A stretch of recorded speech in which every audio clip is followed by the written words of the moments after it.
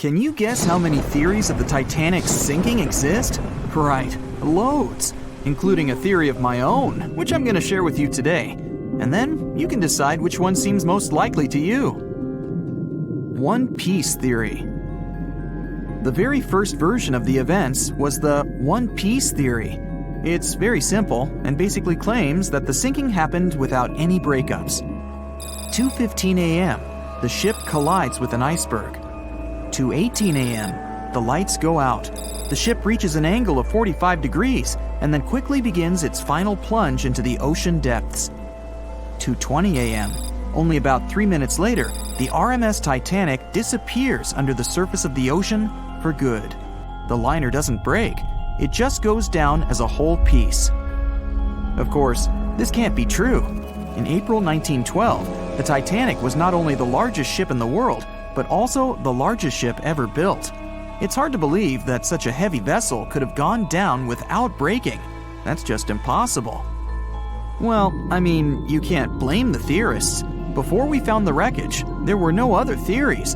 Wait a minute, or were there? The day after the disaster, the survivors gave their interviews.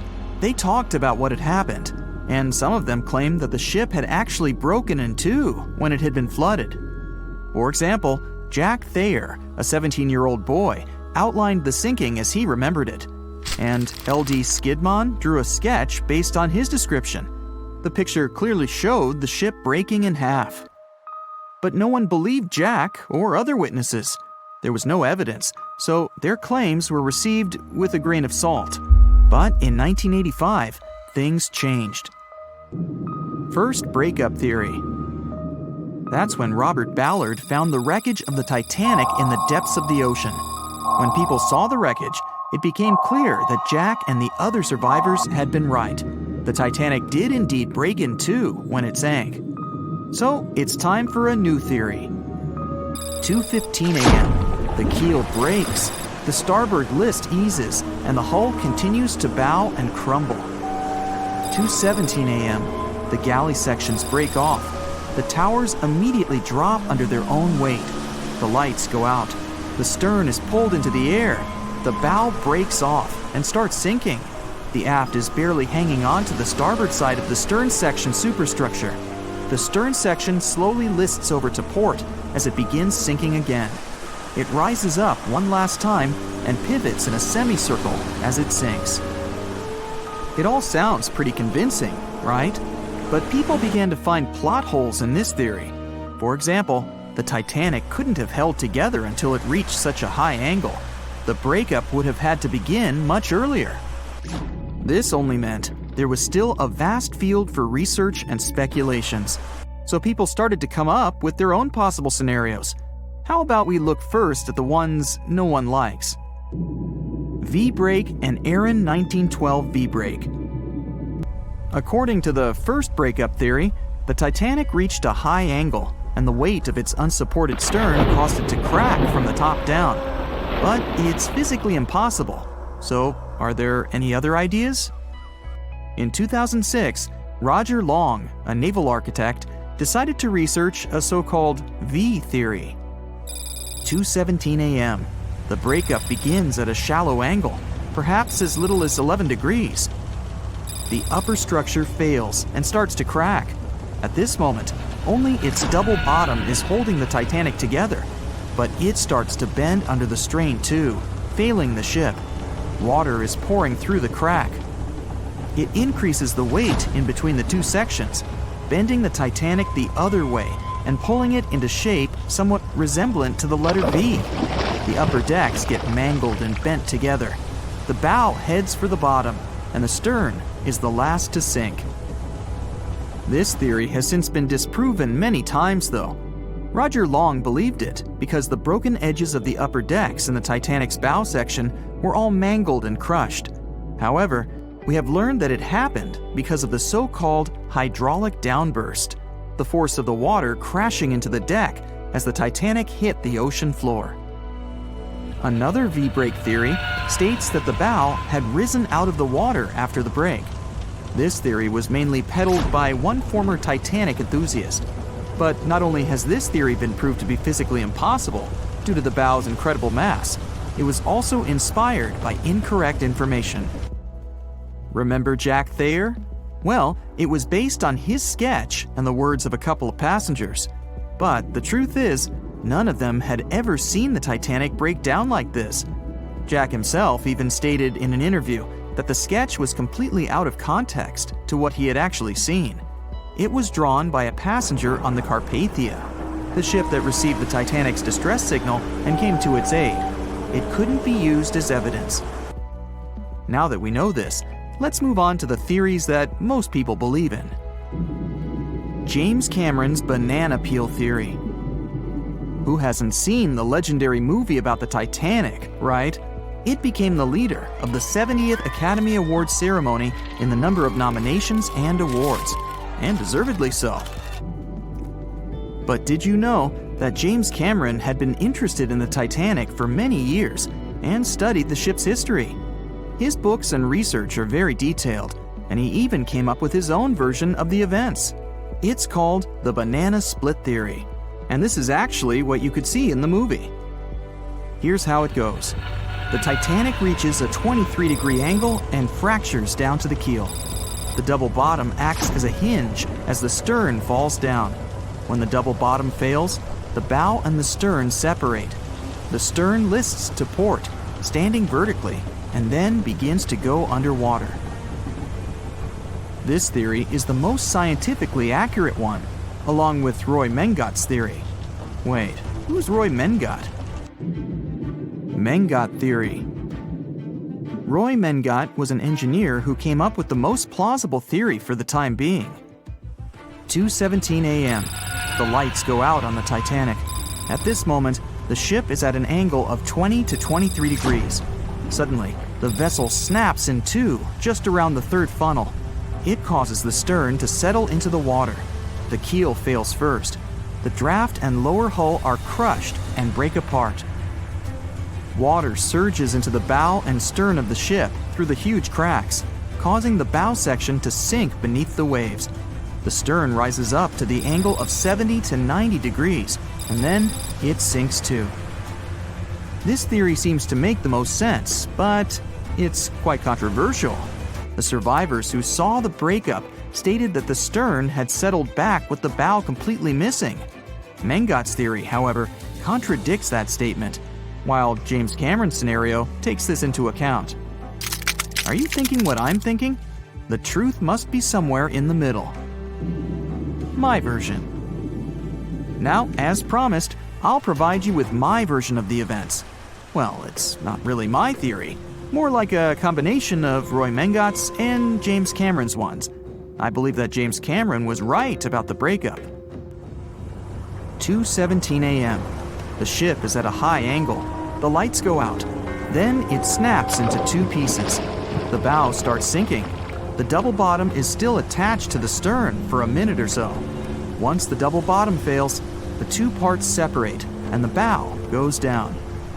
Then, as Mengat said, the stern rises up at a high angle, and then it begins to sink vertically. It might have actually happened because the survivors stated that they had seen a clean break. This means it couldn't be hidden. And they had also seen the stern staying vertically in the air for a long enough time, probably a few minutes, before disappearing. Anyways, all of these are just speculations. Regardless of how the Titanic broke apart and sank, it was a great tragedy. It's already been 110 years since the Titanic collided with an iceberg and sank. Did you know that in 2022, the Blue Star Line Company is completing the construction of an exact replica of the Titanic? Called the Titanic II liner, the ship will be sent sailing along the same route with 2,400 people on board. Let's hope that everything goes well for them. It was the biggest ship ever built in its time, and it was supposed to be unsinkable. But within days of steaming out on its first voyage in 1912, the Titanic was gone beneath the relentless waves of the North Atlantic Ocean. And of its more than 2,200 passengers and crew, only 706 survived that dreadful night. Would a smaller ship have fared any better in the same situation? Did the size of the iceberg truly matter in the end? Was it a mistake for the ship to change course at the last minute as it tried to avoid impact? These are three questions that have people pondering, what if? We do know that Titanic was considered an engineering marvel in its day. Designed by Thomas Andrews for the British shipping company White Star Line, it was just over 880 feet long and 175 feet tall. Built with abundant space for 840 staterooms, a swimming pool, a squash court, a gym, and 2 dining rooms. But it was below deck that one of its most impressive new features could be found. Titanic's hull was divided into 16 compartments designed to be watertight. Up to 4 of these compartments could take on water in the event of a breach, with the remaining 12 helping to keep the damaged ship afloat. It was thanks to these compartments that the ship was regarded as unsinkable. Rumor has it that Philip Frank, White Star Line's vice president, even declared, "There is no danger that Titanic will sink. The boat is unsinkable, and nothing but inconvenience will be suffered by the passengers." On April 14, 1912, that proved to be mistaken when Titanic struck an iceberg. As ice ripped along the ship's hull, several of those watertight compartments ruptured. It took only 2.5 hours for Titanic to sink. Did the size of the iceberg that hit Titanic seal its fate? Would a bigger or smaller iceberg have made any difference? Icebergs come in a wide variety of shapes and sizes. They are pieces of ice that have broken away from glaciers or ice shelves in the Arctic and Antarctic, and are now wandering across the ocean until they eventually melt. One of the tallest icebergs ever found would have easily dwarfed Titanic. Discovered in 1957, it was 550 feet high. That's close to the height of the Washington Monument. Imagine ramming into something that big. Smaller icebergs, though, can turn out just as dangerous. Some are the size of houses and called bergy bits. Others, closer to the size of a car, are called growlers. These can be much harder for ships and boats to locate, making them more difficult to avoid. And though smaller, they can produce a lot of damage when hit. It's also critical to recall that icebergs are always bigger than they seem, with the majority of their mass lurking below the ocean surface. In fact, over 80% of an iceberg's volume is underwater. Most of its sharp, jagged edges cannot be seen. Roam too close, and you risk damaging your ship's hull. Because Titanic had little notice of its impending doom, a smaller iceberg, struck at the same angle, could still have been enough to bring that mighty ship down. Now, it's possible that had the iceberg been larger, it would have been spotted sooner. Titanic might have had time to alter course and avoid the impact. But missing that one iceberg would not have guaranteed Titanic's safety. It was traveling in a dangerous stretch of the Atlantic called Iceberg Alley. It's located 250 miles east and southeast of Newfoundland, Canada. Behind one iceberg, there could be another, and another after that. And so the crew on board had to remain very attentive to avoid several potential collisions, not just one. A smaller ship might have been better suited for the trip. Titanic's size was certainly a challenge when it came to steering. In fact, it had just left her dock in Southampton when it nearly collided with another smaller ocean liner, the SS New York, missing it by just 2 feet. The gigantic steamship was obviously not made for maneuvering quickly in tight quarters. A ship that size required time and space to change course. But when it comes to ships versus icebergs, a ship's size doesn't always matter. The Islander was a steamship designed to travel the Inside Passage in Alaska. In the summer of 1901, it struck an iceberg, which tore a hole in the front portion or bow of the ship. The vessel did not sink right away, and the crew tried to steer it to safety. Ultimately, its bow completely submerged, and its stern was lifted up and out of the water. It didn't take much longer before the ship sank completely.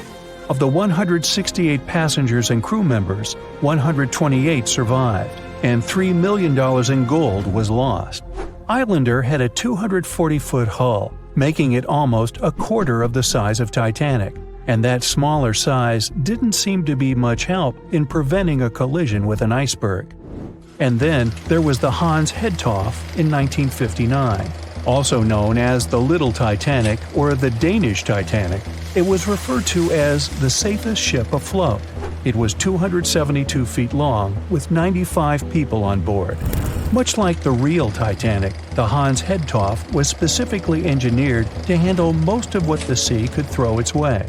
Along with its double steel bottom, it also had an armored bow and 7 watertight compartments. How could such a ship sink? But it could, and it did. It was on its first voyage, returning to Copenhagen, when it ran into trouble. On January 30th, it hit an iceberg. An SOS was sent, but when the Johannes Cross arrived to help, the Hans Hedtoft was nowhere to be found. The only evidence of the ship's existence was a lifebelt that was washed ashore in Iceland 9 months later. Again, the ship's smaller size didn't work in its favor. A smaller size of Titanic wouldn't have guaranteed a safe voyage in 1912. The final what-if concerns the last-minute choice when the iceberg was spotted and the alarm sounded. First, Titanic could attempt a complete stop, but this wasn't an option as the ship needed a half a mile to come to a halt, and the iceberg was a mere 900 feet away. Second, the Titanic could attempt to avoid the iceberg by steering away from it. This is what the captain ordered, but the attempt was unsuccessful, resulting in a deep gash across the ship's hull. The final option? To hit the iceberg head-on. Would this have made any difference? The answer is an intriguing maybe. Some think a head-on collision would have saved Titanic. In this scenario, the collision would have limited the damage to the very front of the ship. Instead of the iceberg tearing through the hull and compromising several of the watertight compartments, only 4 of the compartments would have been breached. This meant the others could do their job of keeping Titanic afloat. The ship could be stuck, unable to move, but it would remain above water until help arrived. This would provide a ship like Carpathia enough time to reach the scene of the accident and bring the people on board to safety. One of the Titanic's designers, Edward Wilding, made a similar claim during an inquiry into the sinking. He argued that most people would have survived a head-on crash, and that Titanic itself would not have sunk. Others disagree, though. First, the special bulkheads on Titanic were designed specifically to protect the ship against collisions with other vessels, not with icebergs. These compartments would crumple upon impact, absorbing some of the force while the other ship absorbed the rest. Though the damage would still be extensive, the remaining bulkheads would keep the ship afloat. But an iceberg does not have the same flex in a collision as you would experience with another ship. Most of the force would be absorbed by Titanic, resulting in greater damage to the ship. Even worse, the impact would be carried through the full length of the ship. Rivets would burst, seams would tear, the compartments would quickly flood, and the ship would sink even faster, resulting in fewer survivors. In any case, as with most what-ifs, we'll never really know the answer. As tragic as Titanic's first and last voyage was, it did result in changes that helped make venturing out to sea much safer.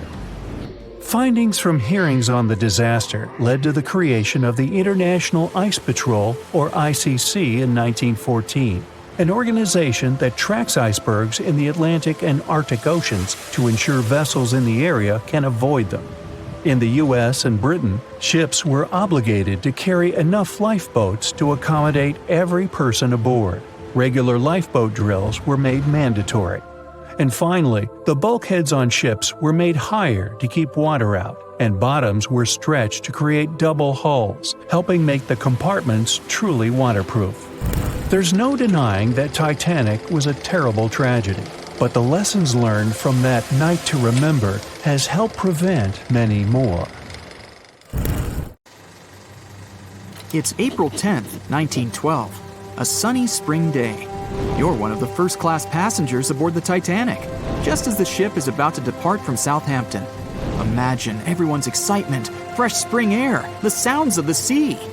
You're strolling along the highest deck of the Titanic when you notice several lifeboats As you start counting the boats, you recall the ship's capacity. It's just over 3,000 people. Wait, but are there enough lifeboats for everyone aboard? Let's look into the numbers. The Titanic could carry a needed total of 64 lifeboats, a number which could have easily helped to save all the passengers on board. Chief designer Alexander Carlisle planned to equip the ship with 48 lifeboats, but the Titanic ended up with a mere 20. The fact that this number of lifeboats wasn't enough for all the passengers was not illegal at the time. This was because the number of lifeboats required was calculated based on the tonnage of a ship, not her passenger capacity.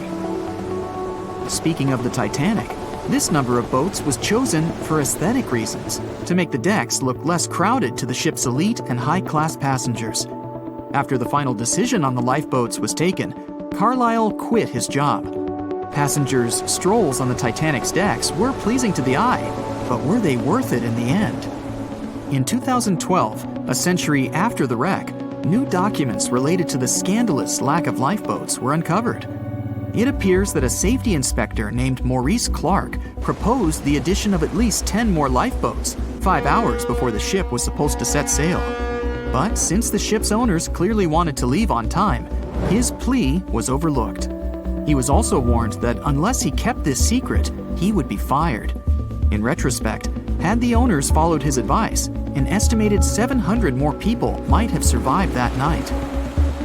The 20 lifeboats you counted, those that actually made it on board, could have carried only a third of the passengers, even at their full capacity. But tragically, some of them were launched with as few as 12 people when they could have easily saved up to 65 people each. To add to the disaster, the Titanic's crew members were not properly trained on using the lifeboat launching equipment. That's why the boats were launched slowly, improperly, and sometimes without the right supervision. Out of the 20 lifeboats, only 18 were set afloat correctly.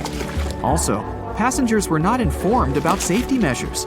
A lifeboat drill should have taken place on the 14th of April, but the captain eventually canceled the event. One of the many myths surrounding the Titanic and its catastrophic ending is also related to the lack of the necessary number of lifeboats. There was no maritime law at the time that said women and children should get into lifeboats first. But it was a universally accepted custom in such types of situations as a shipwreck. Shortly after the Titanic had sunk in the icy Atlantic waters, rumors started to spread. It was said that some desperate men had resorted to dressing up as women in those final moments before midnight on April 14, 1912. They wanted to get a spot on the lifeboats and have a chance to save their lives. At the same time, there's little to no evidence that any of the male passengers of the Titanic had actually done this. In any case, what happened to those 20 lifeboats that were on board the Titanic after the ship hit the iceberg? What we do know is that all these boats were launched between 12:40 a.m. and 2:15 a.m., with a total of 718 people on board.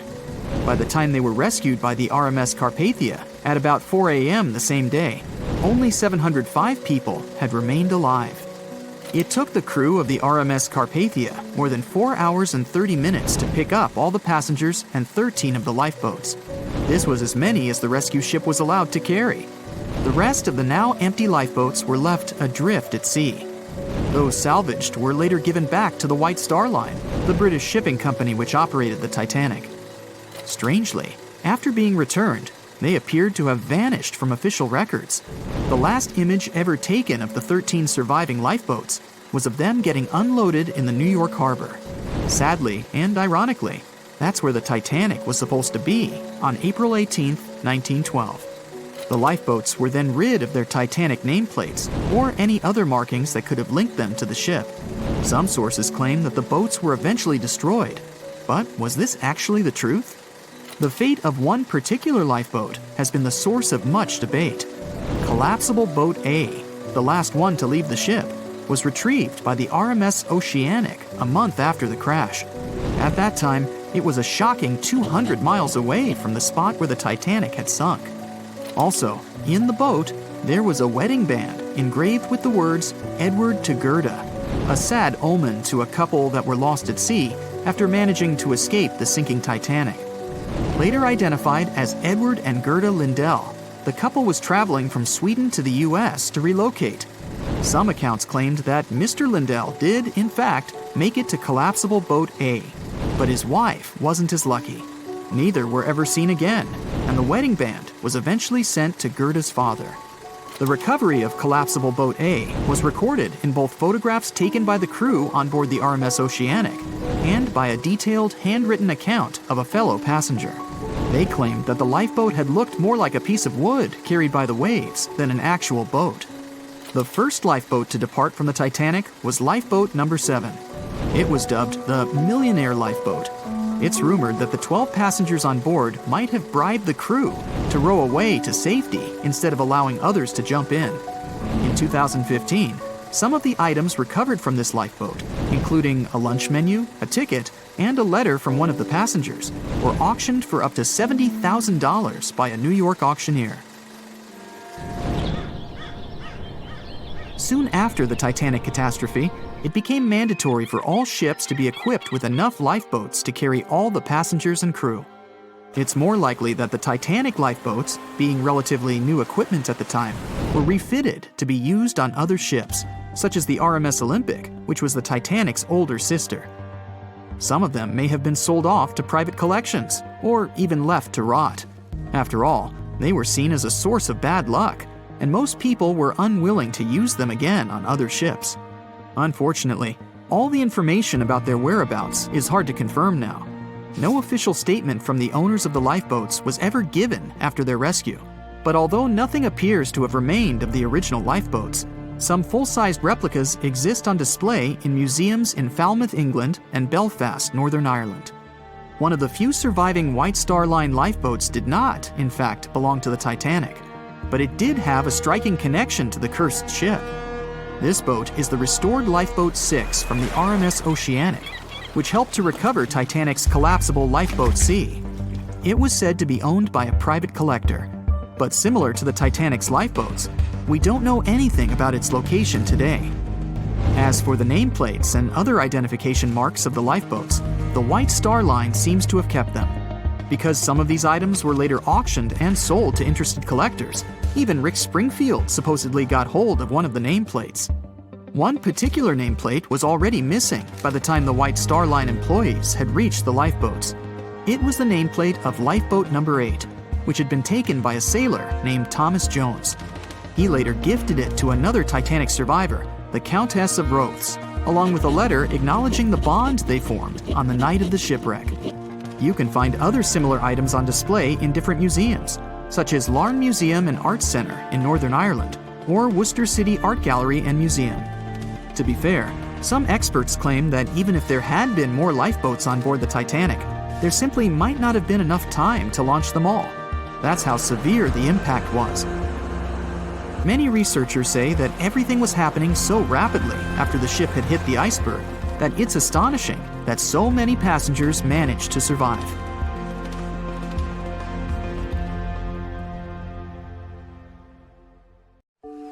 Once a famous giant, the largest ship of that time, now two grand pieces lying on the ocean bottom about 2,000 feet apart, torn by the catastrophic collision of time itself. The stern of the Titanic got completely ruined after hitting the ocean floor, but you can still recognize the bow since many interiors were left preserved. There's a type of bacteria found on the ship's rusticles. A rusticle is this brownish formation of rust. It occurs deep underwater when the wrought iron the ship is made of oxidizes. It means the bacteria eat the iron of the Titanic's hull, piece by piece. And it seems they might finish their snack by 2030, way sooner than when anyone would expect the wreck to be gone forever. You may think it would probably be easier to take the wreck out of the water so that we got to keep it, but it would fall apart if anyone tried to do that. It's been in the water for more than 110 years now, and is now so rusty that no one would be able to reconstruct some parts even if we managed to get the ship out of the ocean depths. What do you think? Could any of about 700 people that had survived the sinking of the Titanic hear it hit the ocean bottom? The largest ship that had ever been made till then disappeared literally before their eyes after all. But sound most likely wouldn't have traveled from water to air. We can't hear that well in water because our bodies are not designed to hear in such environments. And although passengers were close to the sinking site, the Titanic still hit the bottom a long distance away, 12,500 feet. There are so many underwater landslides and earthquakes we cannot hear, and they make way more noise than a single ship slamming into the ocean floor. Most vibrations and sounds must have dispersed over a large area. Also, the downblast of water, which many believe hit the Titanic after it had touched the bottom of the ocean, would have pushed back the majority of the potential acoustic vibrations. Plus, the bottom of the ocean is not hard enough to produce such loud noises. Many survivors said they had heard terrifying noises as the Titanic was breaking apart, but none mentioned hearing anything after the ship disappeared below the surface of the water. Some survivors shared how chaotic it was when passengers, mainly women and children, were getting into lifeboats. There weren't enough boats, and still, some of them weren't even filled to their full capacity. No one knew how to react properly in such a situation. The lifeboat drill had been scheduled for the morning before the Titanic hit the iceberg, but for some reason, it got canceled. A giant ocean liner everyone believes is unsinkable takes a trip across the ocean. On its way, it strikes an iceberg and sinks. Yeah, we all know how the story goes. But what's scary is that it's also the plot of The Wreck of the Titan, a novel published in 1898, 14 years before the Titanic went to the ocean bottom or was even constructed. In the novel, the Titan, what a scarily accurate name too, didn't have enough life jackets, vests, and lifeboats for all the passengers on board. It was also the largest ship of that time, almost identical in size to the Titanic, and both the Titan and Titanic sank in April. Dorothy Gibson was an American silent film actress. She was also one of the Titanic passengers. She survived the catastrophe. Right after she came to New York, she started filming Saved from the Titanic. The film was released only 1 month after the ship sank. Dorothy was even wearing the same shoes and clothes she had worn when she had actually been on the ship. The movie was successful, but it got destroyed in a fire, so it only exists in memories, like Jack Dawson. Titanic wasn't all alone in the restless waves of the cold ocean near the iceberg it struck. The SS Californian was relatively close. Their radio was shut off for that night though. At one moment, the crew members noticed mysterious lights in the sky. They immediately went to wake their captain up to tell him, but he issued no orders. Some believed it was just fireworks. They never realized it was actually a call for help.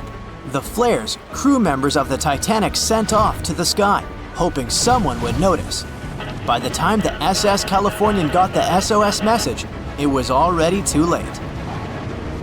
Some say a full moon may have been the reason the iceberg crossed paths with the gigantic ship.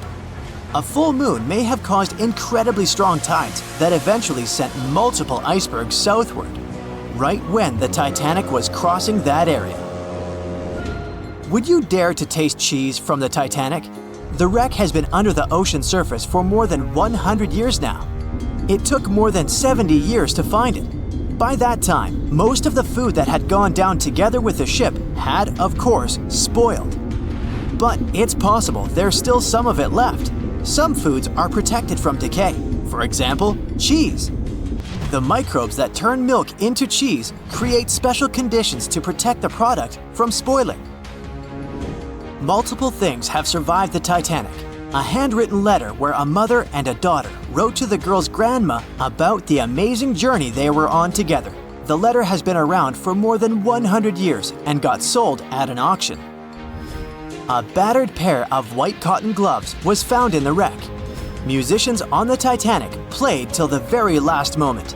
Sheet music and one violin were found among the wreckage. The bell one of the crew members rang 3 times to warn there was a very close iceberg on their way. A pocket watch that stopped at 1:45 a.m., the time when the ship went under the water. Perhaps one person could have changed what happened on the Titanic. David Blair was a pretty lucky man. He was supposed to take the spot of the second officer of the Titanic. He was pulled out at the last moment, which eventually saved his life. It was a great thing for him, but something clouded his joy. What if he was the only person who could have done something to save the ship and the passengers? Back in the day, ships didn't have smart advanced technology like they do today. They couldn't see a threat on the horizon. Binoculars were pretty helpful, but the crew members on the Titanic didn't have access to the room where they were kept. David Blair was the man responsible for the keys. He left the ship in a hurry and forgot to hand over the keys that were in his pocket. Maybe if the crew members had had access to the binoculars, they would have seen the iceberg on time and had enough time to change course. It's possible that the giant iceberg that sent the Titanic to the ocean bottom was made of snow that had fallen in southwest Greenland. Scientists even used a computer model to calculate the paths the iceberg took in any given year, taking into consideration ocean currents and weather readings for that year. It's possible that the iceberg was 1,700 feet long, with a weight of around 75 tons. By the time it collided with the Titanic, it had dwindled down to only 1.5 tons. Violet Constance Jessup was, as many called her, Miss Unsinkable. She was only 24 years old when she joined the Titanic crew as a stewardess. On the tragic night when the ship struck the iceberg, she was lying in bed. As soon as she heard that something was going on, she got dressed and quickly went to the deck. Violet helped passengers get into lifeboats. 4 years later, she was on the Britannic, the Titanic's sister ship. Once again, the ship started sinking. Not only did the woman survive another accident, but she was also once again the one helping other people to escape the vessel before it disappeared below the surface. On April 10th, 1912, the RMS Titanic set sail from England. But this wasn't the launch of a regular ship. The Titanic was the largest liner ever built at the time. It was 882 feet long. That's nearly the size of 3 soccer fields. And measured from the hull to the top of the smokestacks, the ship was an impressive 175 feet tall. That's the size of a 17-story building. Deemed unsinkable, it took 3,000 workers almost 3 years to build. But a mere 4 days into its very first voyage, at 11:40 p.m., the ship collided with an iceberg and was lost beneath the waves of the Atlantic Ocean. It took the liner only 2 hours and 40 minutes to sink. And of more than 2,200 passengers and crew members on board, only 706 survived. The wreck would remain lost for another 73 years, hiding its many secrets within the frigid Atlantic waters. And if it wasn't for a man whose whole life had been devoted to exploring the sea, the giant ship might have remained lost for a lot longer. That man was Robert Ballard. As a child, Ballard was obsessed with the ocean. This fascination started when he was just 12 years old. That's when he watched a film adaptation of Jules Verne's science fiction novel, 20,000 Leagues Under the Sea. It had everything to spark a young person's imagination, from adventure and strange creatures to a powerful underwater vehicle called the Nautilus. It could travel anywhere in the world you wanted to go. From that moment, life on dry land was no longer in Ballard's future. When he was 23, he was assigned to the Deep Submergence Group. There, he helped develop techniques to search the ocean floor. His biggest accomplishment was the creation of Alvin. It was a small, easy-to-maneuver submarine that could carry 3 people. It also featured an external mechanical arm designed to gather underwater samples while the crew remained safe and dry inside. Alvin the submarine quickly proved useful for a variety of tasks. For example, once it was used to track down an aircraft that had crashed into the sea. But the vessel experienced a series of setbacks. In one case, it was attacked by a swordfish, which caused the submarine to resurface quickly. The swordfish, still stuck in the outer skin of the submarine, became that night's dinner.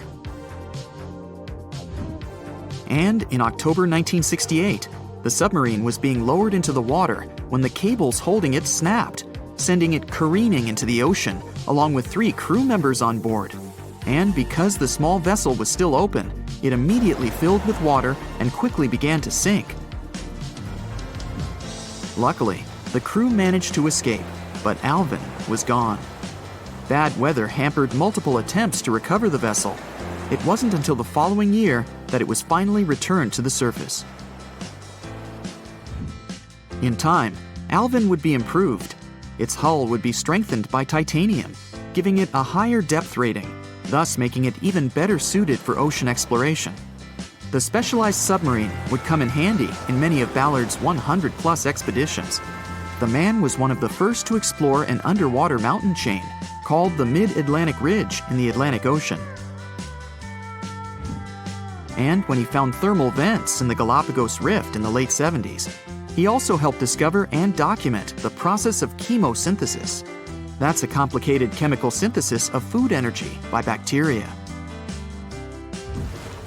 But his biggest discovery was still to come. Ballard claimed he'd never been a Titanic fanatic, but he eventually became obsessed with finding the ship after watching other explorers try and fail. As he said, Titanic was clearly the big Mount Everest at the time. Many others had tried, many that I thought would have succeeded, or should have succeeded but didn't. Ballard began thinking about finding the ship as early as 1973, and 4 years later, he actually made an attempt. He used the deep-sea salvage vessel Sea Probe, which was a drill ship equipped with cameras and sonar. But he was forced to give up when the drilling pipe broke. It just wasn't his time. In the early 80s, a Texas oil man named Jack Grimm tried to find the wreck on 3 different occasions. Once, Grimm was actually right over the Titanic, but his equipment failed to detect it. That's what we call extreme bad luck. Ballard was just biding his time. He needed a plan and some help. The first issue was getting down to the bottom of the Atlantic. The furthest down he had ever traveled before was 20,000 feet, and this trip took him 3 hours, and that didn't include the way back up. Ballard knew he could use Alvin, already enhanced with a titanium hull, to withstand the pressure of the ocean. But he also needed something that didn't require him to actually go down with it. An unpiloted, remote-controlled submarine would be ideal. But first, he would have to create one. He reached out to the authorities, hoping they would provide funding for his project. And though officials had no interest in the Titanic, they were willing to help. But there was a catch. Ballard had to first focus on tracking down 2 submarines, the Thresher and the Scorpion, which had sunk to the bottom of the Atlantic Ocean in the 1960s. The authorities were hoping to study them to find out why they had sunk in the first place. They also wanted to know if they could be recovered or if it was safe to leave them on the ocean floor. Only when he had successfully completed this task would he be free to use any remaining time on his contract to find the Titanic. With no other options for funding, Ballard took the offer. He got to work. First, he created 2 new devices. Argo was an unpiloted, deep-towed undersea video camera sled. It was designed to take photos and record videos from a series of cameras mounted on it. It could work at depths of up to 20,000 feet, and it could also explore nearly 98% of the ocean floor. Argo was supposed to be tethered to a boat. As the boat moved, Argo would be pulled behind, floating just above the ocean floor. The camera would then transmit images to the surface. The second device was a small robotic vehicle called Jason Jr. It was also controlled remotely, which allowed the crew inside a submarine, like Alvin, to get closer to and photograph underwater objects. Ballard was now ready. He knew he had to find those submarines quickly, and it didn't take him long. Much to his relief, the search was relatively simple, and he was able to fulfill his obligations with 12 days to spare. With almost 2 weeks to devote to finding the Titanic, he set out to explore the ocean. He focused the search close to Newfoundland, Canada, pulling Argo along the ocean floor and reviewing the images it collected. And after a few days of nothing, they eventually found riveted hull plates and a boiler. Could this be it? The next day, a ship's large bow was revealed. On September 1st, 1985, Ballard and his fellow crew members realized they had finally found the infamous ship. The discovery resulted in a mix of emotions. Ballard was excited to be the first to find the Titanic's final resting place, but he was also overwhelmed by the sense of grief for those who had suffered when the ship had gone down. Over the next 4 days, the crew explored the wreck. They found the crow's nest, from where the iceberg had first been spotted. Plus, there was finally evidence of how the massive ship had split in two before sinking, with both halves of the ship found. There was furniture and dinnerware, and sadly, several leather shoes of those who hadn't made it to safety were scattered about the ocean floor. Ballard succeeded where others had failed and became an instant celebrity around the world. You'd think that locating the Titanic would be enough for one man, but not for Ballard. In 2019, he took on the challenge of solving another mystery, the disappearance of Amelia Earhart. Earhart had attempted to be the first woman to fly around the world. Unfortunately, she disappeared somewhere over the Pacific Ocean in 1937. She and her plane were never found. Ballard hoped that his luck with the Titanic would help with finding where Earhart had gone down, but his expedition failed to find anything. And though Robert Ballard has found more shipwrecks than anybody else, it's only the tip of the iceberg. It's estimated that there are over 3 million shipwrecks in the ocean, and Ballard has only located 100 of them. Now, in his late 70s, the man is hoping to encourage young people to continue his work of exploring the ocean and its many mysteries.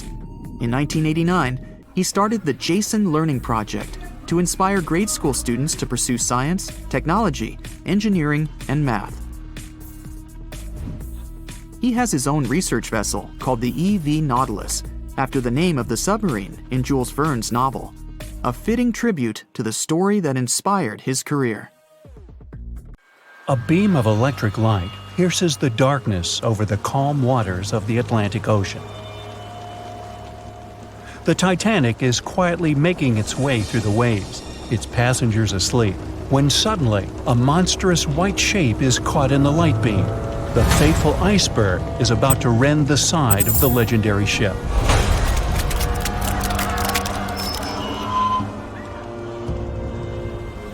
April 14, 1912, only 2 days before someone will take a photo of a giant iceberg with a pretty unusual elliptical shape.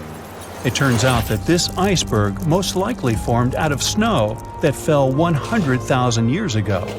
Researchers used computer modeling to figure out its origin. They used data from 1912 and added some new information about winds and ocean currents. They concluded that the iceberg was probably a part of a small cluster of glaciers in southwest Greenland. These days, it's possible to calculate the routes of such icebergs in any given year in the past. So the infamous chunk of ice was on its way from Greenland to an area further south from Cornwall. If the ship had passed through that region only 2 days later, the iceberg would have moved far away from the point where they met. At first, the weight of the most well-known iceberg in the world was 75 million tons. With time, it started to slowly melt away. And when it sank the Titanic, its weight was only 1.5 million tons. By the time of the collision, it had probably been melting for months, but it was still a true monster. When the Titanic sank, the iceberg was 400 feet long, and more than 100 feet of its surface was above the water. Some people believe it was a supermoon that caused the Titanic to sink. That night, there was a rare lunar event. It hadn't happened for 1,400 years. In normal conditions, the iceberg wouldn't have traveled so far south without melting and losing the largest part of its mass. But the supermoon could have been the reason for an unusually high tide that pulled the iceberg away from the glacier way faster than usual.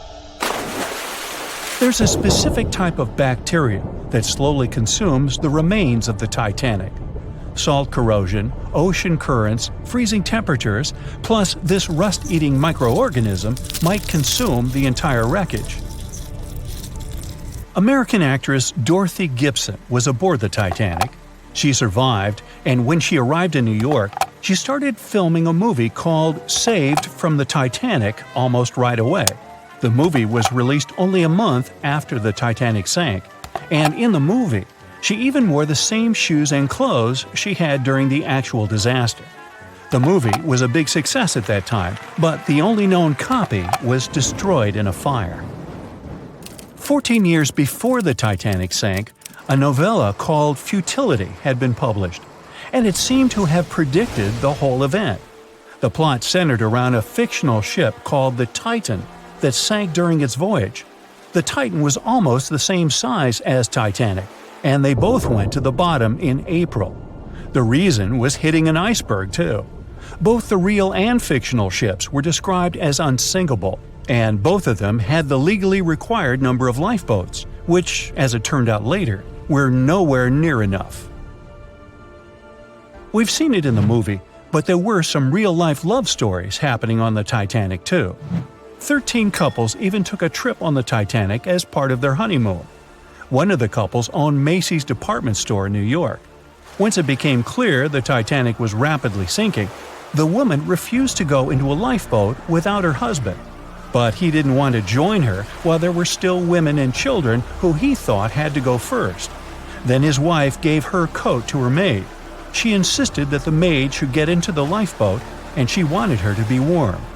As for the woman herself, she decided to stay with her husband till the end. Some people believe Titanic sank because of a mummy, not an iceberg.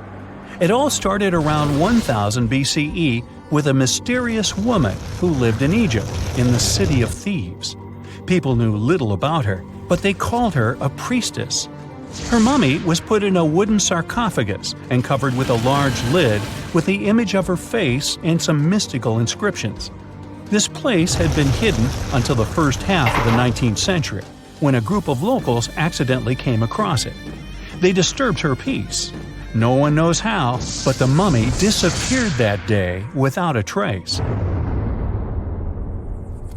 A couple of decades later, a group of rich friends from England traveled to Egypt and found the empty mummy casket with the image of the priestess, whose dark eyes seemed to be looking into the void. They decided to buy it, but the buyer disappeared the same night before he even got the case. All members of the group had some accidents. The casket changed its location a couple of times until it, as some believe, ended up on the Titanic. It took more than 70 years for a robot submarine to find the ruins of this legendary ship. The wreck lies nearly 13,000 feet under the surface of the Atlantic Ocean, split into two halves. Why did the liner break apart? No one knows exactly. Some think it happened because of the water that got inside when the ship collided with the iceberg. The pressure was so powerful it separated two parts of the vessel, starting with the ship's bottom structure. Others say it was because of the hull rivets. They had a high concentration of slag or smelting residue, and that's something that can cause the metal to split apart. The ship generally had many flaws, starting with the design. The watertight bulkheads weren't completely sealed on top. This allowed the water to flow between the compartments and, in the end, sink the vessel. The iron of the ship's rivets and steel of the hull ended up ruined because of high sulfur content, cold temperatures, and high speeds. The steel shattered and the rivets popped out quite easily. Because of this, Titanic sank 24 times faster than it would have otherwise. If the ship had hit the iceberg head-on instead of ramming it with its side, it would have probably stayed afloat. How come the crew members didn't have binoculars? It would have surely helped them spot the iceberg on time and maybe even avoid the disaster. But the binoculars on the Titanic were locked in a storage cabinet. Only one crew member had the key, and he had been transferred off the ship right before it set sail. He later said he hadn't remembered to hand over the key. But even without the binoculars, the ship might have had some time to change course and avoid the collision if the crew had gotten some warning. But that's the thing, someone did warn them. About an hour before the incident, a ship that was relatively close to Titanic, the SS Californian, sent a message to inform them it had stopped because of dense ice field. But the warning never got to the Titanic's captain.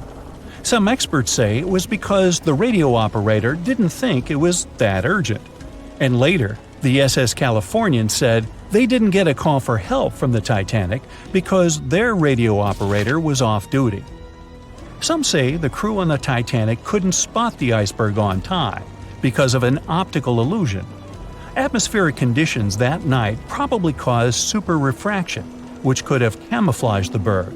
After all, no one actually saw the iceberg until it was too close to the ship to somehow avoid the crash. Not even a whole minute passed between the moment they saw the iceberg and the collision. It was only 37 seconds, and it took Titanic 2 hours and 40 minutes to disappear below the ocean's waves.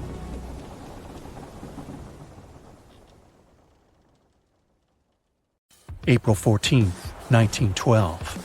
The dark night was filled with horrible sounds of a giant metal vessel breaking into two. The largest ship of that time collided with an iceberg that was on its way. The Titanic, one of the biggest stories of the 20th century that people still talk about. The starboard side of the giant vessel brushed up against the iceberg. It was 11:40 p.m. when things started going wrong. This iceberg caused enough damage for at least 5 watertight compartments in the hull to start filling with water.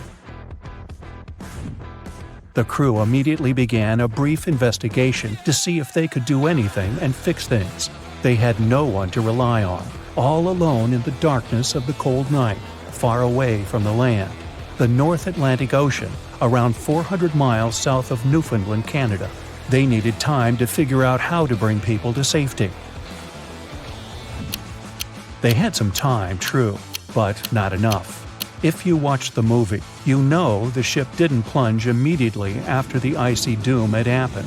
The whole process lasted a good 2 hours and 40 minutes.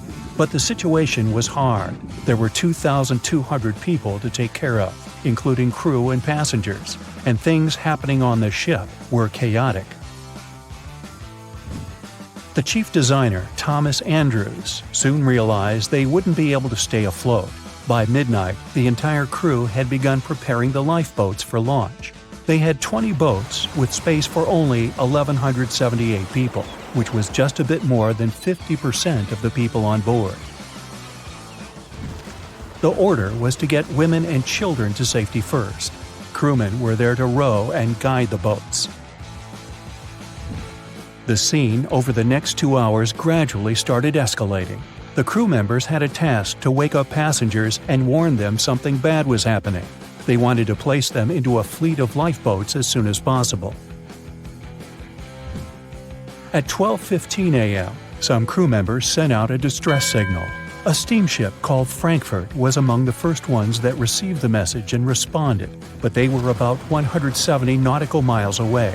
Some other ships also got the message and offered their assistance, but sadly, they were too far away as well. At 12:20 a.m., the Cunard liner Carpathia got a distress signal from the Titanic and changed its course right away. They were 58 miles away at the time, and it would take them more than 3 hours to get there. 20 minutes later, the crew was lowering the first lifeboat. It was carrying only 27 passengers, although it had room for 65. Many of the lifeboats that were launched first were well below capacity. Crew members were worried, thinking the Davids wouldn't be able to hold a fully loaded lifeboat. And in the beginning, many passengers were just too afraid to leave the ship. They still thought Titanic was unsinkable and couldn't imagine the scenario that was going to happen 1 to 2 hours later.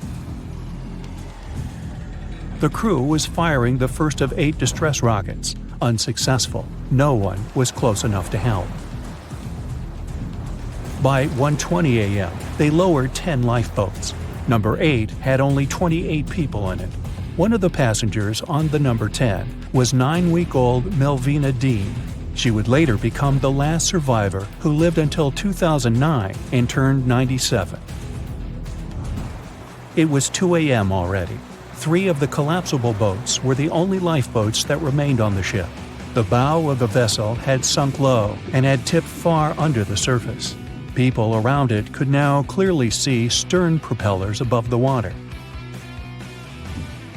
Crew members were lowering collapsible lifeboat D from the roof of the officers' quarters with over 20 passengers in it. As the ship's bow went under, the water was washing collapsible A from the deck. Those 20 people were struggling because their boat was partly filled with water. As crew members were trying to release collapsible B, it fell.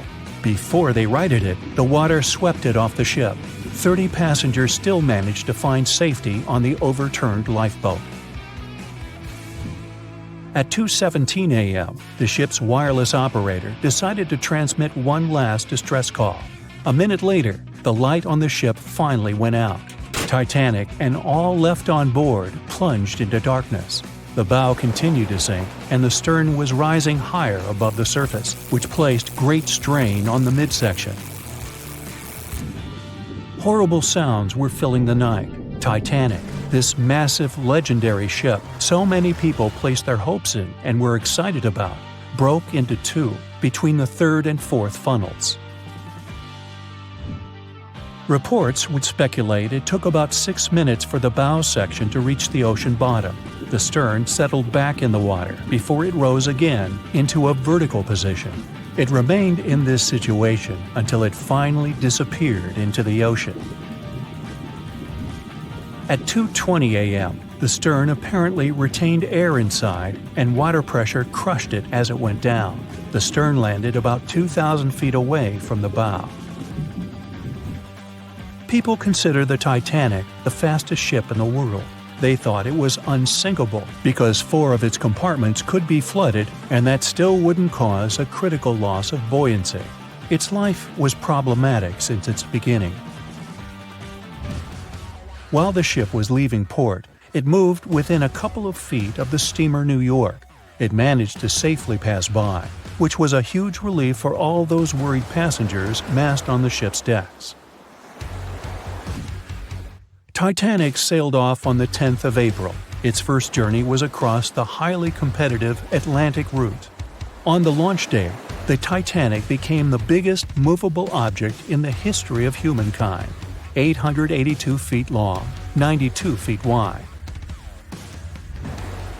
Not that big if you compare it with today's ships. The biggest cruise ship in the world today is Royal Caribbean's Symphony of the Seas, which is roughly 5 times the size of Titanic. If you put that ship in a vertical position, it would be nearly as tall as the Empire State Building, which is 1,250 feet without antennas. But Titanic was a huge attraction back in its time. At one moment of their journey, they stopped in France, after which they made another stop in Ireland. Once the final passengers boarded, the massive ship set out at full speed for their final destination, New York City. 4 days after the beginning of its journey, Titanic failed to divert its course from a huge iceberg, the story we all know about. Only 700 people survived, and most of them were women and children. The night was extremely cold, 1 hour and 20 minutes after Titanic had gone down to the bottom of the ocean. Survivors weren't even sure someone was coming to save them. Finally, they saw the light.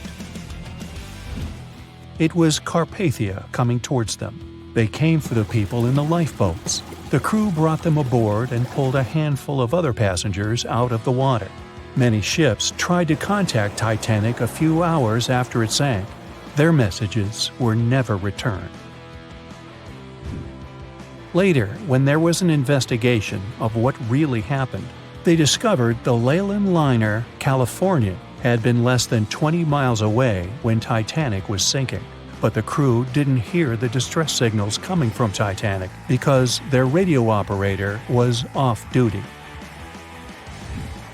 Countries from both sides of the Atlantic were shocked and horrified when they heard details of what happened to Titanic. They decided to make changes to ship operations, rules that would help avoid such events in the future. They held the first International Convention for Safety of Life at Sea, where they adopted rules for every ship to have lifeboat space for each passenger on board. Also, lifeboat drills became mandatory. They also decided to establish an international ice patrol. Its main role was to monitor icebergs in the North Atlantic shipping lanes. Ships also needed to maintain a 24-hour radio watch. Titanic wasn't built alone. Because of the size of this magnificent ship and all the new equipment it required, it would have been too expensive as a one-off. So the team built the Titanic alongside two sister ships, and both of them had eventful lifetimes. RMS Olympic came first. It was launched in 1910, and for a whole year was the biggest liner in the world. The Britannic was another sister ship that sailed for a while before it too ended down on the ocean bottom. But only Titanic became a legend and one of the most fascinating stories of modern history. April 1912 marked one of the most terrible tragedies in the history of the world. The most unsinkable vessel, the pinnacle of engineering at that time, the huge Titanic, sank. On that dark, moonless night, the ship had many chances to save its passengers. There was another ship just a few miles away that could have saved the Titanic, but it didn't. It wasn't a phantom ship, and it's not some legend or a theory. This is a documented reality. There are records and witnesses' statements confirming this. But why didn't this ship help? Let's find out what happened that night by looking at these events from 3 different points of view. Let's start with the Titanic version. 11:30 p.m. The moon hides behind black clouds. Visibility is bad. Everything is calm on the Titanic. Under the captain's guidance, the communications operator stays in touch with the mainland through the radio. At this moment, some stranger breaks into the frequency, interrupting the operator's communication. It's unclear what this strange man wants and what he's talking about. The operator doesn't try to figure it out. He shouts at the guy, demanding him to disconnect. The connection is interrupted. At 11:40 p.m., the Titanic crashes into an iceberg. The ice breaks the hull. Water begins to flood the lower decks. Nobody is panicking yet. 20 minutes later, at midnight, the ship's crew sends a distress signal through the radio frequency. Few people understand how bad the situation really is. After 20 minutes, at 12:20 a.m., they start lowering lifeboats with passengers. At 12:25 a.m., they receive a response to the distress signal. This is RMS Carpathia. Their captain reports they're already sailing at maximum speed towards the Titanic. But the problem is that the crash site is 58 miles away. This means Carpathia will only be here in 4 hours. At 12:45 a.m., the sinking ship's crew release rockets into the air. These flares are one of the main reasons for the terrible fate of many passengers, but more on that later. 90 minutes later, the Titanic's deck breaks and the ship dives underwater. At 4:10 a.m., the Carpathia finally arrives at the shipwreck location. The crew members make heroic efforts to save all the people. They take 705 survivors on board. At this moment, another ship appears. It's SS Californian. The Carpathia sails towards the New York coast with all the people. The Californian floats in search of passengers and finds nothing but wreckage. The ship was only a few miles away while the Titanic sank into the icy water. The Californian could have saved these people, but did nothing. Its captain, Stanley Lord, made one of the most terrible acts that a sailor can allow. He didn't help a sinking ship. When the world found out about all this, they detested Captain Lord. They couldn't bring charges against him, and the trial didn't punish him. But his career was ruined entirely, as no other ship company would hire him. Despite this, he never confessed he had been guilty. Before he passed away, the captain said it hadn't been his fault. If this was true, then what happened there? This brings us to the Californian version. It's the night of April 14th. The Californian is sailing in the cold waters of the North Atlantic. The ship gets into a section with a lot of icebergs. At 10:10 p.m., Captain Lord stops the ship. It's too dangerous to move around this area, as they can damage the hull. At 11 p.m., the ship starts drifting. It's impossible to move in such conditions with such poor visibility. The captain knows that the Titanic is coming here, so he orders the radio operator to warn the ship about the danger. Radio operator Evans turns on the receiver and tries to contact the Titanic. He spends about 30 minutes on it. The connection is finally established. At this moment, the Titanic radio operator is speaking with the mainland. Evans interrupts this conversation and tries to warn the ship about icebergs. The operator doesn't understand Evans' words. He's annoyed because Evans broke into the channel so brazenly. He shouts at Evans and cuts the connection. Tired, Evans turns off the receiver and informs his superiors about the incident. It's still a mystery how the captain reacted to this news. He probably thought the Titanic knew about the danger. He lets Evans go to bed. If Evans hadn't turned off the radio and waited 1 hour, he would have heard a distress signal from the Titanic. But you shouldn't blame him. At this point, he has no official reason to stay at the transmitter. Evans is too exhausted and can't fight drowsiness. So, Evans goes to bed. The Titanic begins to sink. Its captain sends a distress signal. The operator on board the Carpathia catches it, but the Californian doesn't, since the receiver is turned off. Captain Lord can't sleep. He feels that something is wrong. Meanwhile, the Titanic is rapidly sinking under the water. The captain gives the order to launch rockets into the air. And here is where one of the critical mistakes takes place. They release warning lights, but they are not red. The crew forgot to take red rockets on board for some reason, so they lit up the sky with a bright white light. If you need to send a distress signal, you need to release red lights. Captain Lord sees these lights, but doesn't perceive them as a cry for help. It can't be that there are no standard red rockets on such a massive ship as the Titanic. But, unfortunately, it can. Captain Lord thinks the Titanic is sailing away. Perhaps there is some unknown reason behind those white lights, but he doesn't really know. So, Captain Lord has no idea that the Titanic is sinking. He still decides to contact the ship, but this time, not through radio communication. Captain Lord doesn't wake up the radio operator and sends a signal to the Titanic through a signal lamp. It's important to understand that many old-school captains didn't take radio communication seriously. They didn't understand the value of this technology. That's why Captain Lord doesn't wake up Evans. He sends light signals, but the Titanic doesn't respond. Many survivors later mentioned seeing the flashing lights of the Californian, but there was nothing they could have done. The ship's crew doesn't hear their cries for help. At 2:20 a.m., the Titanic completely goes underwater. A little more than 2 hours later, radio operator Evans wakes up and turns the transmitter on. He hears many rescuers talking about the sunken ship. Evans understands everything. He reports this to the captain. At that moment, the Californian immediately heads to the wreck site. They meet Carpathia there. With the survivors on board, it sails towards New York. The Californian stays sailing and looking for people. They find nothing but wreckage. The Californian returns to the mainland. The news about the ship that could have saved the Titanic is spreading all over the country. The trial begins. Captain Stanley Lord and the crew tell their version. They say their ship had been standing still.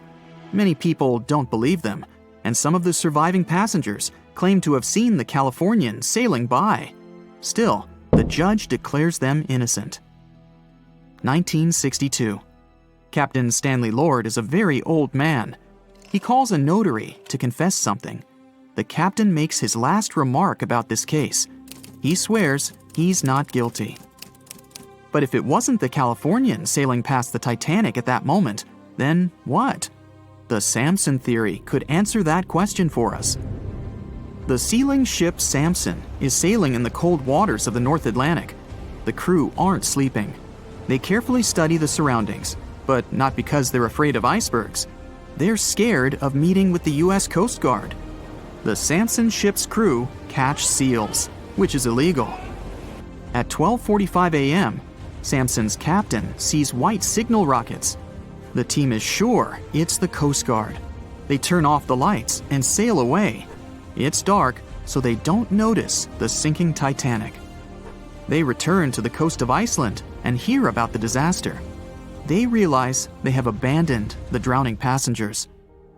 The nephew of one of Samson's crew members reads about this story in his uncle's diary. The nephew asks for permission to publish these recordings. All the people realize that Captain Lord wasn't guilty, but unfortunately, he didn't live to see this moment. Actually, it's still unknown who is guilty in this story. 2 ships were nearby the Titanic. Their captains were adequate people. They would have helped save all the passengers. Their fault was that they couldn't understand what the Titanic wanted on that dark night. Someone forgot to put red flares in the box. This small but fatal detail was one of the leading causes of the tragedy. Have you ever wondered how much of the Titanic is left these days? Now, if you haven't been living under a rock, you probably know that it's been over 100 years since the world's most famous ship turned into a wreck. The RMS Titanic, the world's largest sea liner from the beginning of the 1900s, sank during its maiden voyage, just a few days after leaving port. The ship struck an iceberg on April 14, 1912, taking down over 1,500 passengers of more than 2,200 who were on board the liner at that time. As shocking as this may sound, the Titanic took over 3 years to be built and only 3 hours to sink. And if it were today, the ship would have cost over $210 million to be made. It was last seen on the surface of the Atlantic at 2:20 a.m., and for many decades, that was the last time people saw it. It wasn't until 1985 that the whereabouts of the ship were discovered by oceanographer Robert Ballard, and some parts of the Titanic became visible once again. One of the first discoveries made by Ballard's expedition was that the ship was indeed torn in half before sinking. The early exploratory missions to the part of the ocean floor where the Titanic now lies could only see the hull and the deck of the ship. According to Ballard, the main purpose of these missions was to understand how to preserve the ruins from deteriorating. Another goal was to recover the huge number of personal items scattered along the seabed. The explorer later said the view down there was as shocking as it was emotional. In the field of debris around the wreck, the oceanographer discovered plenty of small objects and personal belongings, many of which he brought back to the surface. There were shoes, some fancier than others. There were pieces of clothing that belonged to crew members, and there were huge propellers. If on the surface they gleamed and shined, on the ocean floor they were embedded and devoured by sand. Ballard pointed out that the area where kitchenware was scattered measured more than a mile in length. There were enough plates, pots, and pans to fill up an entire industrial kitchen. For the first time ever, 3D animation footage reveals exciting images. The simulations show the Titanic's evolution from when she first set sail in 1912 until the state of her ruins today. But simulations weren't enough for deep-sea explorer James Cameron, who envisioned traveling to the heart of the wreck for the first time ever in the history of the ship. Yep, the same James Cameron who happens to be the director of a very famous movie about the ship. He has now dived 33 times to visit the wreck of the Titanic. Here's some fun trivia for you. The director says that his true passion has always been the ocean, and that ever since he was a kid, he wanted to study the sea.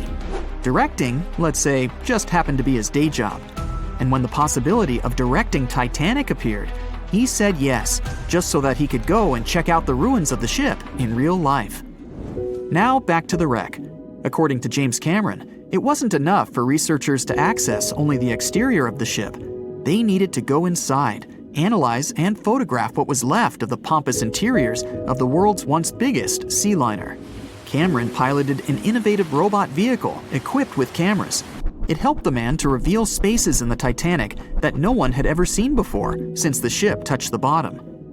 Turkish baths, for instance, still had their tiled walls standing up almost in all their entirety.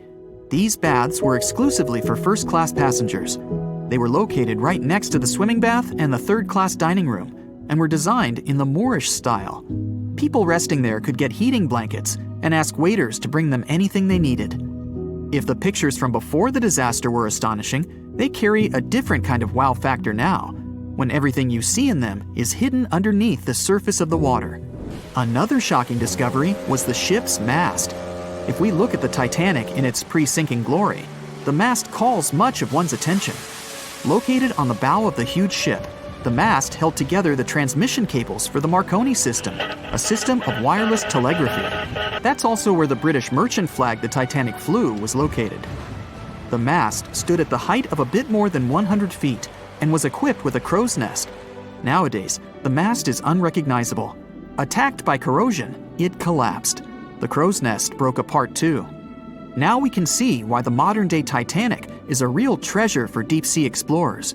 But as the wreck of the ship lies at an approximate depth of 12,500 feet, sunlight is non-existent there.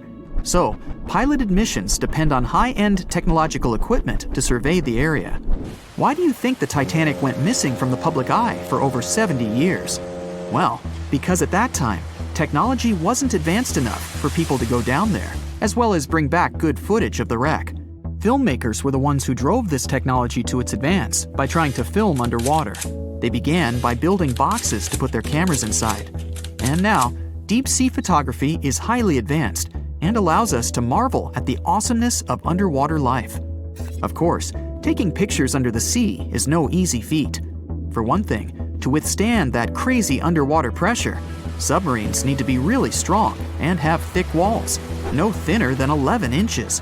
Plus, explorers need to understand how to film and photograph when there's almost no light around. There was another thing that made documenting the Titanic even more difficult. When the wreck of the ship was rediscovered by scientists, it was covered with red-colored rusty bacteria that made it even harder to take good pictures. As it happens, the color red does not reflect well underwater, which is unfortunate for photographers. For this reason, human-operated vehicles that go down to tour the ruins are equipped with powerful lighting devices. When you see some parts of the ship from afar, they look as if reddish-brown wax has been dripping all over the Titanic's ruins. But in reality, these icicle-shaped structures are colonies of microorganisms. When the ship sank, it brought down with it an enormous amount of bacteria that hadn't existed at the bottom of the ocean before. But now, these bacteria, together with the extreme conditions at the bottom of the ocean, have turned into a disastrous combination for the ruins of the ship. These red colonies of microorganisms actually feed off of iron and steel, which is basically all that is left of the Titanic.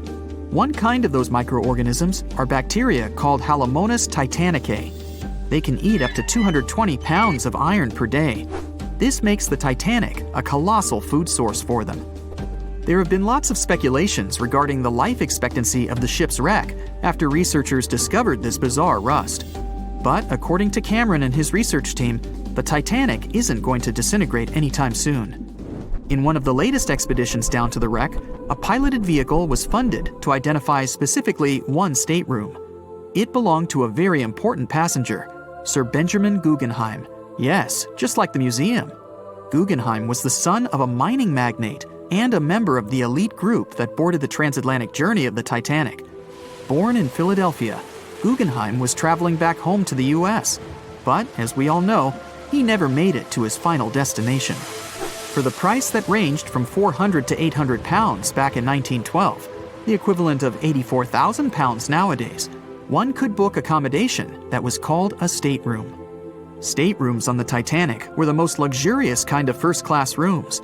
They were located on the B or C decks and were decorated in more than 11 different styles, ranging from Jacobean, Georgian, Italian Renaissance, and the list goes on.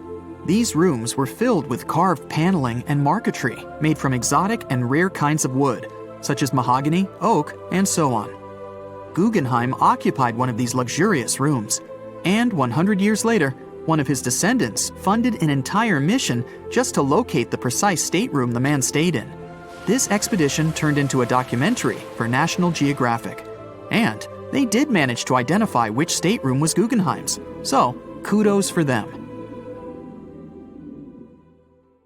The unsinkable Titanic didn't go down peacefully, which made finding its final resting place all the more difficult. The world-famous RMS Titanic sank in 1912, but was only discovered in 1985 on a secret mission. Although people back in the early 1900s had the approximate location of where the Titanic was, they didn't have the right technology to find it. As it went under, the ship sent several CQD signals, standing for Come Quickly, Distress, to a nearby ship named Carpathia. "Come at once, we have struck a berg. It's a CQD, old man," were some of the final words transmitted from the Marconi wireless on the ship. These Morse code messages were also what made the first research missions to the wreck possible. RMS Carpathia found the lifeboats filled with Titanic survivors, but the world also desperately wanted to see what became of the famous liner. The distress call was made 2 hours before the entire ship slipped beneath the water. A little over half an hour after the last lifeboat left the ship, the bow was completely submerged. The stern was sky high, and the middle of the ship was being ripped apart. The bow hit the ocean floor hard enough to leave marks that are still there today. It didn't sink in smoothly beneath the waves, like James Cameron's flick led us to believe. That's why researchers kept on finding pots, pans, and shoes scattered all over the ocean floor. The families of the wealthiest people aboard the ship, like the Astors and the Guggenheims, wanted to fund a mission to raise the Titanic back to the surface.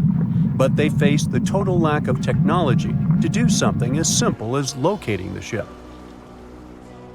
Fast forward to 1953. That's when the first serious attempt to find the Titanic wreck happened. A man named Risdon Beasley tried using a loud eruptive device to locate the ship. It sounds weird, but there's science to back it up. When dynamite goes off, the waves from the detonation hit the bottom of the ocean floor. With the help of sonars, scientists would be able to locate if there was anything solid at the bottom of the ocean. But Beasley had no luck. Another 20 years would pass before oceanographer Robert Ballard would make his attempt to locate the Titanic. Ballard had a bit more luck than Beasley.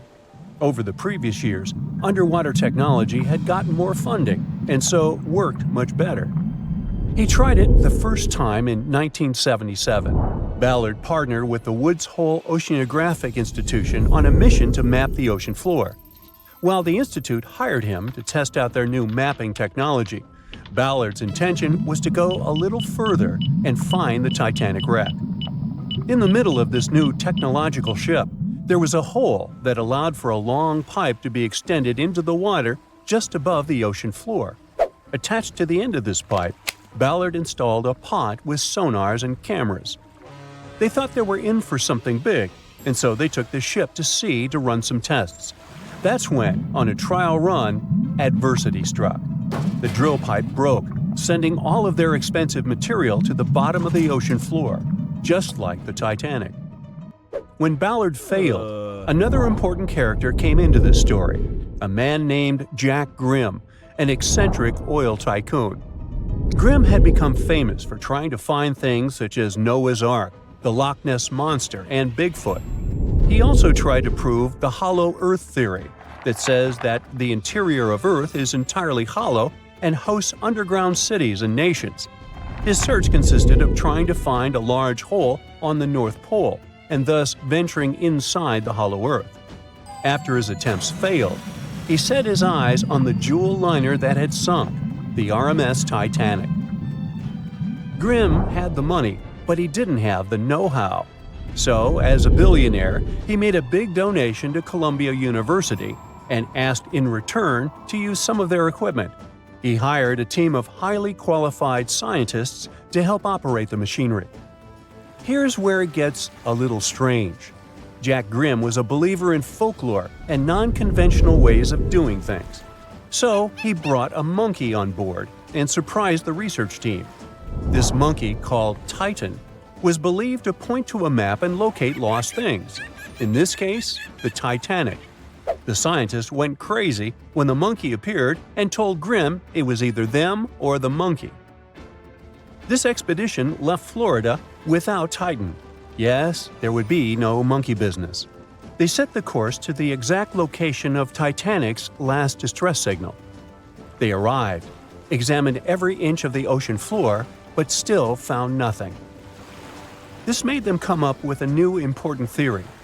It might just be that the Titanic's captain gave out the wrong coordinates of the ship's location.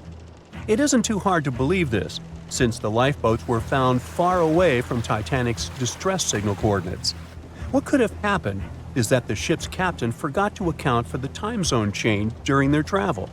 That's understandable for someone under such stress, right? Grimm's first expedition lasted 3 weeks, but unfortunately, they found absolutely nothing. They tried a particularly good search method known as mowing the lawn, where they mimic such movements to map every inch of a larger area around Titanic's distress coordinates. The reasons for failure were important defects in the equipment and terrible weather. That's when that prior searcher of the lost Titanic came back into the picture, Robert Ballard. He didn't have the millions Jack Grimm had, but he had one thing going for him. The marine geologist was working closely with the U.S. Navy to locate 2 nuclear submarines which had sunk in the 1960s. Ballard himself says he was living 2 lives, one as a researcher and the other as a Navy intelligence officer. The deal was simple. He'd have a green light to search for the Titanic after he found the 2 missing submarines.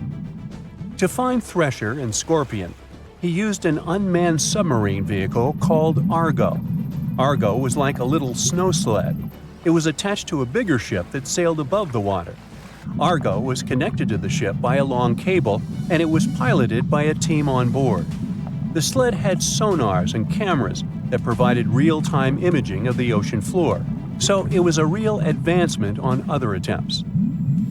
After much thinking, he had a eureka moment. He supposed the force of the wreck should have left a comet trail that led back to the ship. While searching for the Titanic, most people had tried to find the ship itself. But until then, it had been trying to find a needle in a haystack. That's why Ballard's logic was so brilliant. He needed to invert the order. He had another obstacle on his hands: time. He could only look for the ship after finding the lost subs. And by the time that happened, he had 12 days left. He teamed up with another scientist, and they applied the mowing the lawn method to map the ocean bed. Another important piece of information that most researchers left out was that there was a sea current moving south on the day of the disaster. This meant that the debris field should be south of the distress signal coordinates. To save time and resources, he would do a quick reconnaissance of the ocean floor, spacing lines more than 3 miles apart to look for debris fields. He also relied more on the camera visuals than on the sonar signals. His team took turns piloting Argo and watching the video. Days rolled by, with nothing but the empty ocean floor showing up, until the rocks they were used to seeing started to look like man-made debris. Suddenly, there it was, the Titanic's boiler. Ballard was right. The debris field would take them back to the ship. After 73 years of searching, they had finally found the Titanic wreck.